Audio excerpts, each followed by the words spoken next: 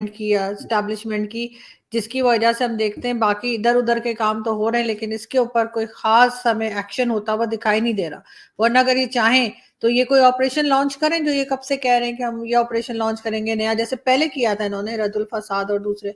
तो उस किस्म का कोई ऑपरेशन लॉन्च करें और इनको ख़त्म करें या इनको साइड पे करें, कुछ किया जाए इनका, बजाय इसके इंतज़ार करें कि दूसरी सिटीज़ में भी इसी किस्म की कोई बात हो। देखिए, यहाँ पे थोड़ा बहुत चैटर ये हो रहा है कि the Pakistani military in conjunction with US is having discussions के कुछ करे।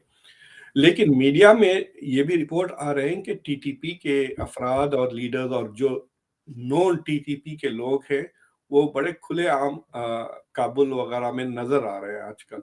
तो उसमें भी you seem to have this situation कि अफगानिस्तान अब एक टेररिस्ट ऑर्गेनाइजेशन जो खुलेआम हुँ। जंग डिक्लेयर कर दिया है पाकिस्तान पर, और उसके लीडर्स बड़े बेफिक्री से वो शॉपिंग करते हुए नजर आ रहे हैं काबुल वगैरह में। So this is a joint problem है ये। और ये मतलब साइमस ट्विंस की बात कर सकते हैं आप। और उसके लिए बड़ी कॉम्प्लिकेटेड और कॉम्प्रिहेंसिव स्ट्रैटेजी होनी चाहिए। और ना सिर्फ होनी चाहिए, बल्कि पब्लिक में इसको बताना चाहिए कि पाकिस्तान कर क्या रहा है, बिकॉज यू हैव आपके पास अब जंग का भी पोटेंशियल आ गया है अफगानिस्तान के साथ।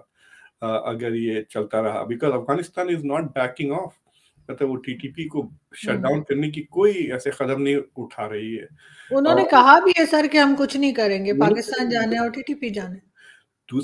तीसरी चीज ये है कि आप अगर ये जिस तरह से TTP is able to raise funds और उसकी फाइनेंसिंग वगैरह का जो हुँ, डिस्कशन चल रहा है, उससे Pakistan could be back on FATF.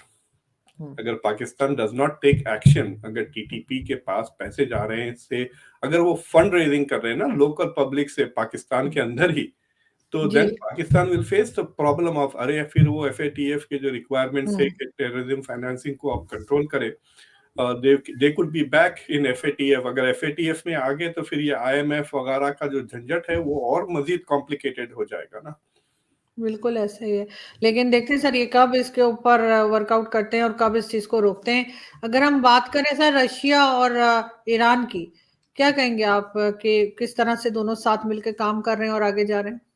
देखिए, वो बड़ी इंटरेस्टिंग डेवलपमेंट है ये चीजों की।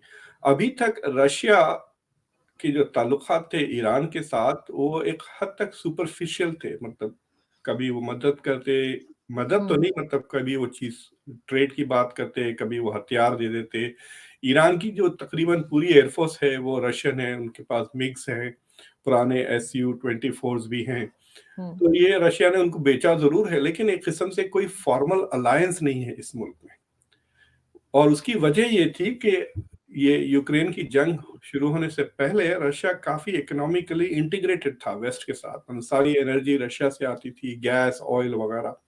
तो ये जो अमेरिका के खासतौर से सेकेंडरी सैंक्शन है, जिसकी वजह से इंडिया भी पीछे हट गई ईरान के तेल खरीदने से, तो रशिया वाज हेजिटेंट। लेकिन अब जब दोनों मुल्कों पे सैंक्शंस लगे हुए हैं, तो इन दोनों मुल्कों को कोई ऐसा इंसेंटिव नहीं है कि एक दूसरे से दूर रहें।